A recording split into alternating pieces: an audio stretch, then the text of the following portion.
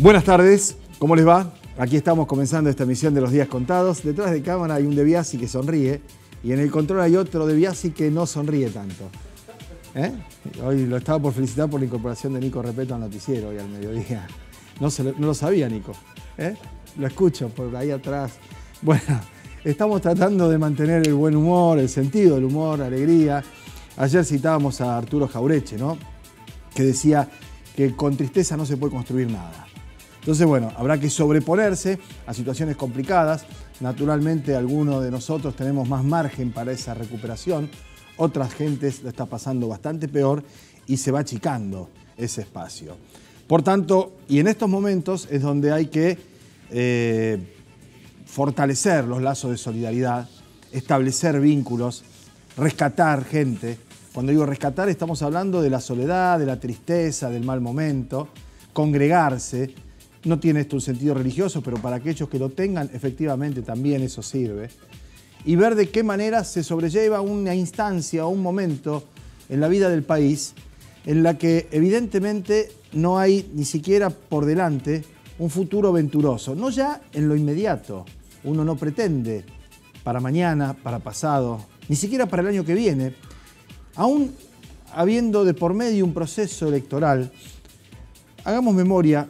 Todos nosotros hemos escuchado a nuestros padres, los que tenemos más años, hasta nuestros abuelos, decir que quieren un país mejor para sus hijos. Y uno se encuentra también diciéndolo, ¿no? Que queremos una Argentina mejor para nuestros hijos.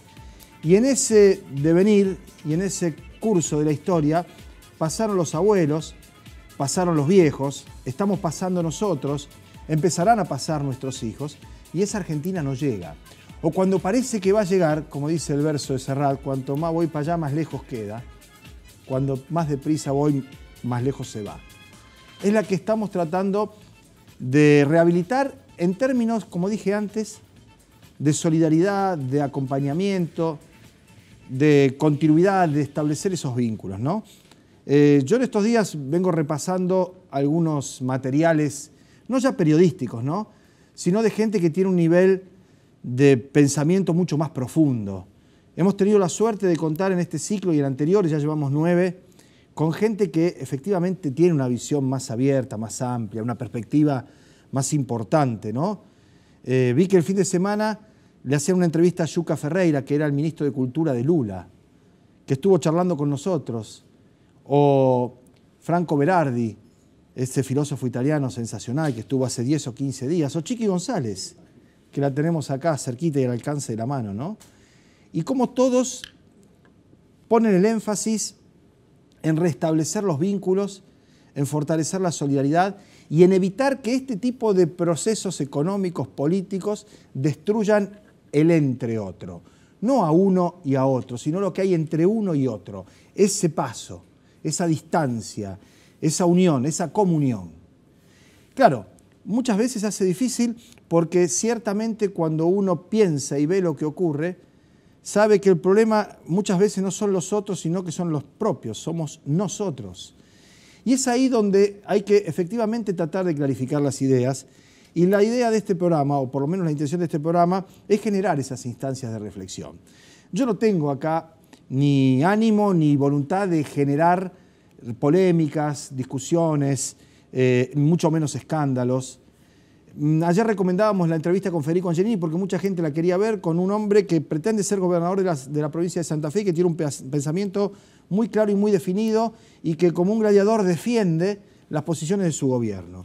Bueno, en un ratito hubo 1000 de visitas, no sé cuántas, a nuestro sitio que es radioactividad.com.ar. Pero para mí no es ninguna cosa ni gratificante, ni tampoco que vaya más allá de lo que estrictamente desde el punto de vista profesional se debe hacer, contraponer ideas. A mí no me da ningún gusto ni ningún placer que un entrevistado se vaya incómodo o se sienta, pues yo, acorralado o molesto. No es el caso de Angelini, porque después del reportaje cruzamos algunos mensajes, me dijo que estaba satisfecho, que entre su gente había caído bien. Está fenómeno. Ahora, lo que digo es que tampoco el repiqueteo permanente de noticias, y voy a ir terminando porque quiero hablar con Daniel Guida, que nos va a ilustrar sobre lo que se ha terminado de aprobar, es la manera de generar eso que decíamos nosotros, la instancia de reflexión.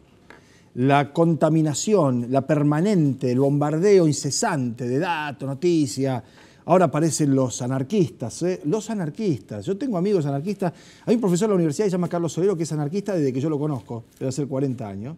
Y es un fenómeno, un caballero, un señor. Ya la palabra anarquista connota delincuencia. ¿En quiénes? En la Fuerza de Seguridad, en Patricia Bullrich. En los que ahora están diciendo que el ataque en Recoleta y a la casa del juez Bonadío están entre ellos relacionados y son los anarquistas. Capaz que uno de los que atentó sea anarquista, capaz que otro sea servicio o haya sido, no sé. Lo que digo es que la gran mayoría de los argentinos está soportando con firmeza, con dignidad, con entereza, el peor momento de los últimos, no ya 5, 10, 15, 20 años, desde la recuperación de la democracia, porque no voy a cometer la torpeza de comparar con lo que fue la dictadura, el genocidio, la desaparición de personas, el plan de exterminio. Pero sí es el peor momento, pero no porque a mí me parezca, sino porque los números establecen eso. Hoy está publicado en todos los diarios, que es el peor momento desde 1991 en términos de indicadores económicos. 27 años, varias generaciones. Entonces, frente a eso, ¿cuál es la idea? Tratar de echar luz, de clarificar. ¿Por qué? Y claro, usted dice, el Senado votó 45 a favor y 24 en contra del presupuesto. ¿Qué está pasando? ¿Los senadores se volvieron locos? ¿No tiene nada que ver con lo que pasa en la Argentina? ¿Viven en otro lado? No. Ahí hay varias explicaciones. Primero, la falta de representatividad en algunos casos, pero eso es subjetivo. En otros casos, la negociación con los gobernadores. Y en otros, una actitud de supervivencia política de algunos hombres que, en el caso del peronismo, navegan a dos aguas con una posibilidad de salir de costado. ¿De qué manera? Diciendo, si nosotros le votábamos en contra, Pichetto, le estábamos privando de gobernabilidad y le dejábamos la excusa perfecta para que el día de mañana justifiquen su fracaso y eventualmente una salida del gobierno como consecuencia del peronismo que sigue metiendo palos en la rueda. Puede ser. No, la verdad que lo que haga Pichetto es irrelevante. El tema es qué pasa después de esto. Y eso es lo que vamos a charlar inmediatamente después de la pausa. Pero antes de irnos a la pausa, les vamos a poner en el aire un informe que está desprovisto de comentarios, subjetividades y que es la edición literal de tramos del debate presidencial con Daniel Scioli y Mauricio Macri, de declaraciones del ministro de Economía, Nicolás de Juanne, sobre la que vamos a volver con Daniel Guida, porque esto yo creo que está en el límite de la provocación en cuanto a decir que hacemos un ajuste que cualquier otro gobierno hubiera caído, o todos los gobiernos que hicieron esto cayeron, dicho por el ministro de Economía de la Nación, y que contempla también algunas promesas que no se cumplieron. Estos son los datos. Y efectivamente hay mucha gente que se siente, no digo herida o molesta, algunos en su amor propio por haber votado algo que evidentemente no era lo que esperaban, pero se sintieron engañados o estafados, otros que les cuesta el reconocimiento de esa situación y algunos que seguramente persistirán en el error. Vemos eso y tras eso vamos a la pausa y hablamos después con Daniel Guida. Porque nosotros realmente creemos que hay que desarrollar la economía, que hay que expandir la economía, no ajustar. Yo no he hablado nunca de ajustar, justamente, creo que ustedes han ajustado. El tipo de cambio real ha mostrado un ajuste entre el peor momento de apreciación del peso y los últimos meses de casi 40 puntos porcentuales. Esto nunca se había hecho en la Argentina sin que caiga el gobierno. Nunca se había hecho un ajuste de esta magnitud. En mi gobierno, los trabajadores no van a pagar impuesto a las ganancias. Ese es mi compromiso. Si hay más ganancias, hay que pagar con alegría más impuesto a las ganancias. Nosotros tenemos como objetivo económico lograr una Argentina con pobreza cero. Sí, lamentablemente, con esta devaluación que tuvimos, trajo un rebote en la inflación y la inflación es el mayor generador de pobreza. Con lo cual, lamentablemente, vamos a ver que parte de lo que habíamos conquistado como reducción de pobreza lo vamos a perder. Hay que crear trabajo, cuidando los que tenemos.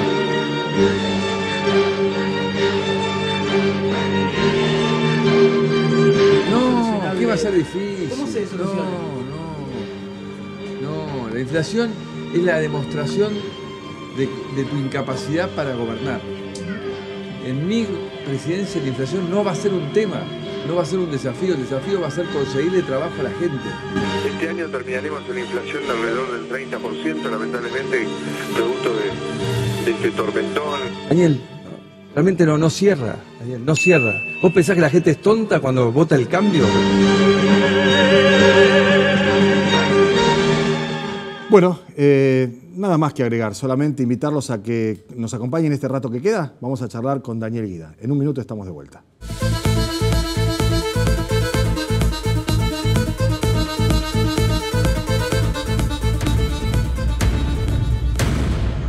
Bueno, muy bien, lo habíamos anunciado en el primer tramo del programa. Nos acompaña el doctor Daniel Guida. Siempre conversamos con él y siempre coincidimos, lamentablemente, en que lo peor no pasó. Así nos despedimos cada vez que charlamos y ciertamente hay una tendencia que no se modifica y que, como bien me decían mientras íbamos a la pausa, ahora tiene la legitimación de la aprobación presupuestaria.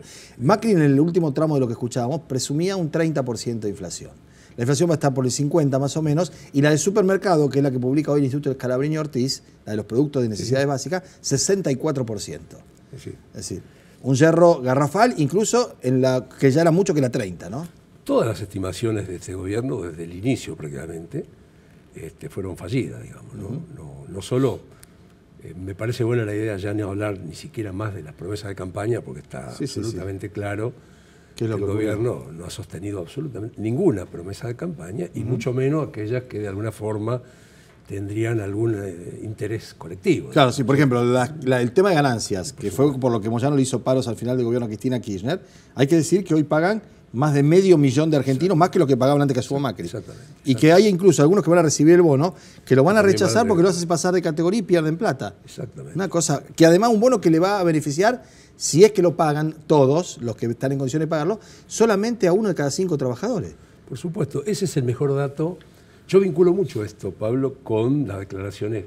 Para mí, hay que saberla leer entre líneas del ministro. Lo vinculo mucho, porque lo que pasó en ese tipo de acuerdo, yo diría casi, utilizando una expresión que no es muy simpática, pero casi espurio, digamos, entre lo que sería un sector de la dirigencia sindical y el gobierno, lo que hace es refrendar de alguna manera todo un programa que como inicio fracasó como tal. Hoy ya el programa no es más del gobierno, hoy es programa no solo en la forma del Fondo Monetario, sino en la verdadera decisión política. Sí, digamos que de alguna manera, no formalmente, no ajustado a derecho, el gobierno está caído, porque la decisión ya no la toma el gobierno. Efectivamente.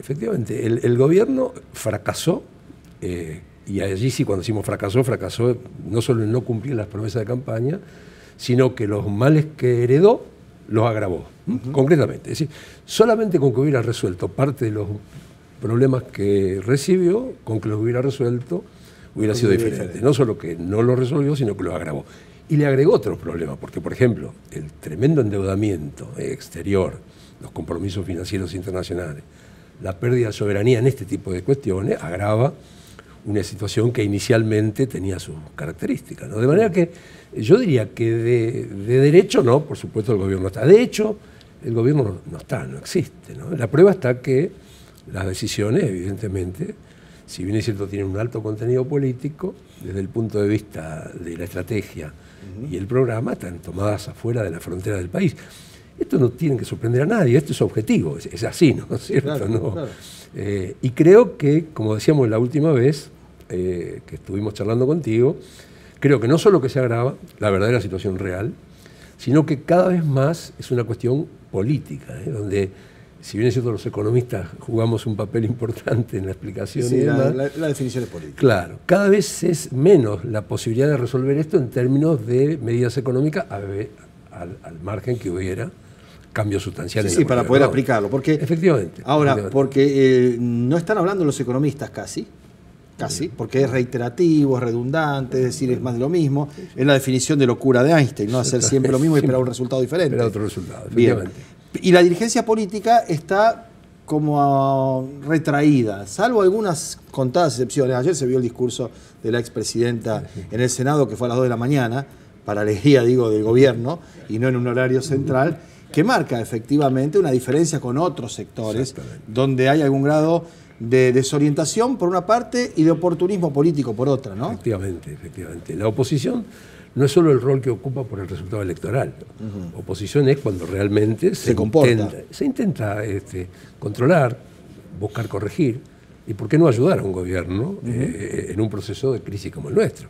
Lo que pasa es que en ese aspecto el rol de la oposición está muy empalidecido, ¿no es cierto? Y solamente algunos dirigentes políticos, en este caso de la expresidenta, hubo otros senadores que también, presentaron su tesis en relación con el presupuesto.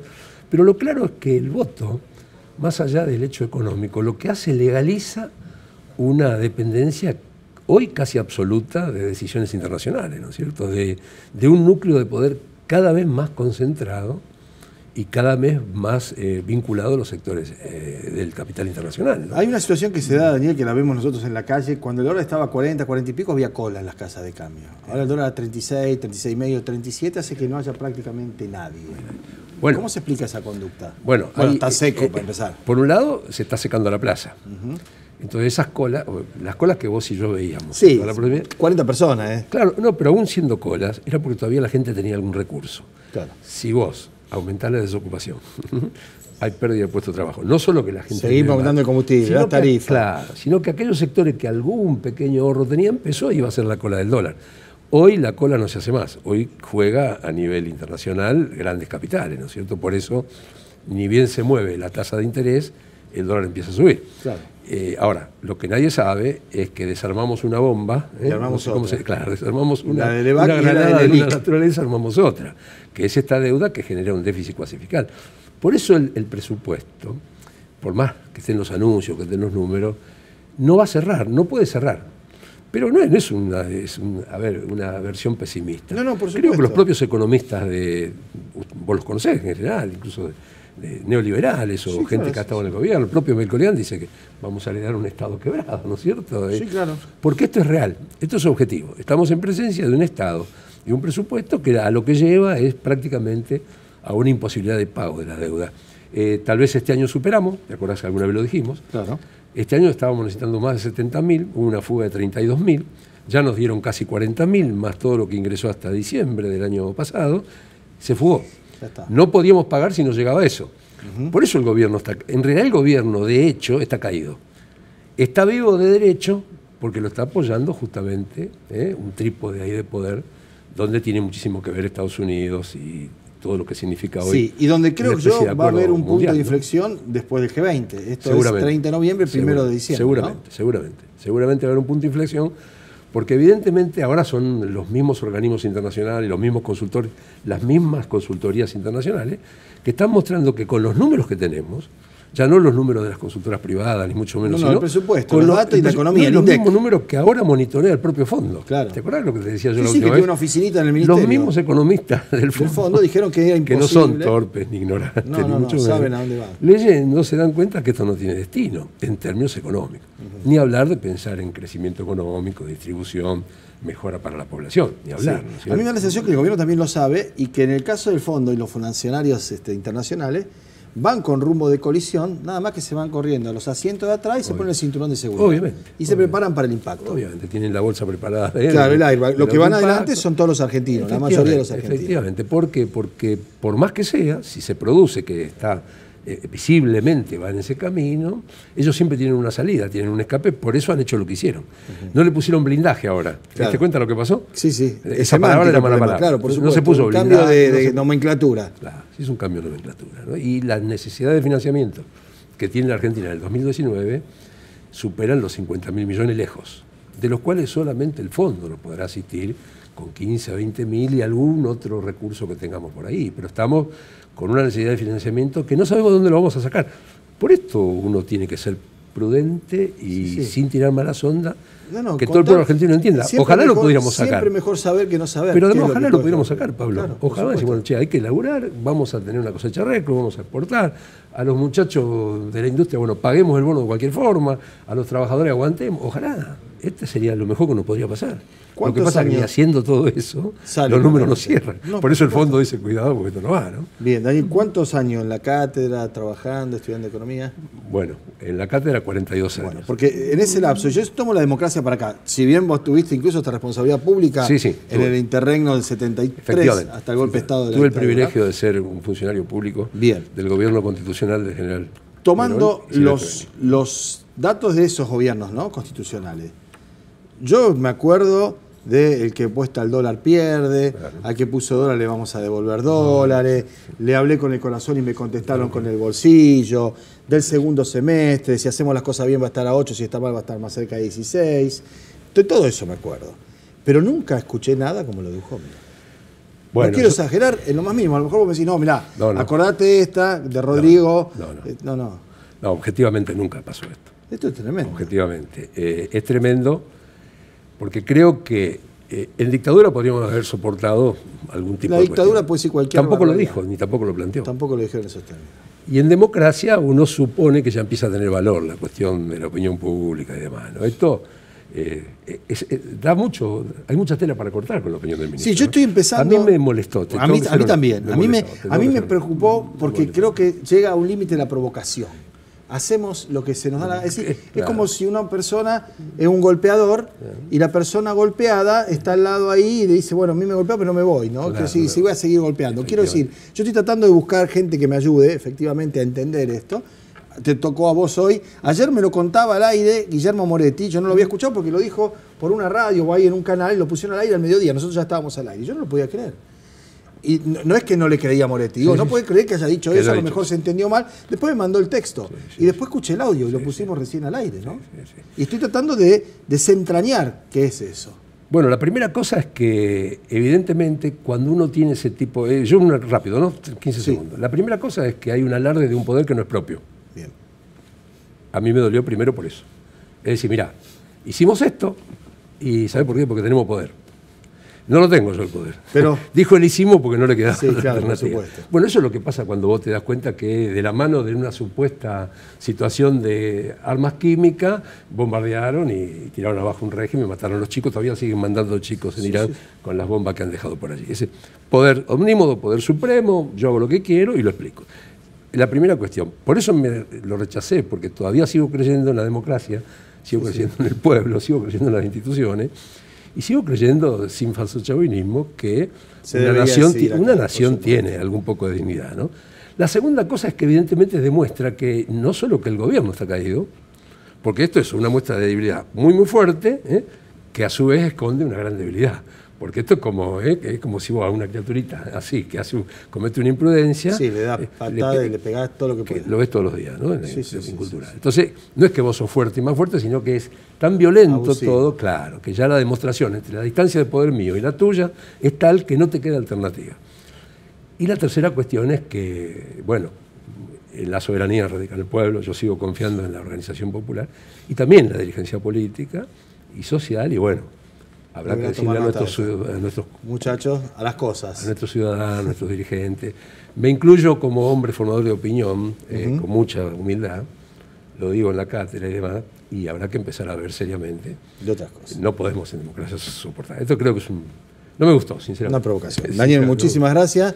Y vamos a charlar, por supuesto, antes del fin de ciclo. Nos queda un mes por delante, más o menos, pero Dios quiera que pudiéramos ver una lucecita, ¿no? Ojalá. Como para llegar a fin ojalá. de año. Pero, como dije antes, siempre es mejor saber que no saber, aun cuando lo que se sepa Preferible. no es bueno. Aunque sea muy difícil absorberlo, ¿no? Muchas gracias. No, gracias a usted. Nos vamos a la pausa, nos reencontramos en un minuto para el cierre del programa. Ya venimos.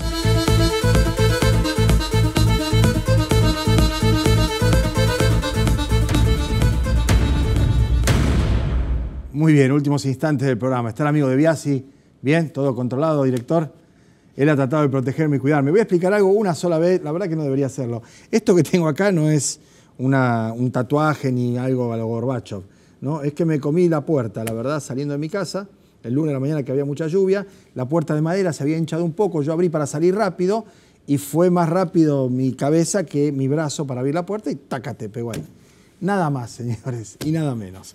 Bueno, mañana con esto y con lo que estamos, vamos a charlar con Oscar Bertone y con Leo Richardino. Mañana tertulia, como siempre, como todos los viernes. Así que los invitamos a partir de las 2 de la tarde. Ha sido un gusto y hasta entonces. Chao.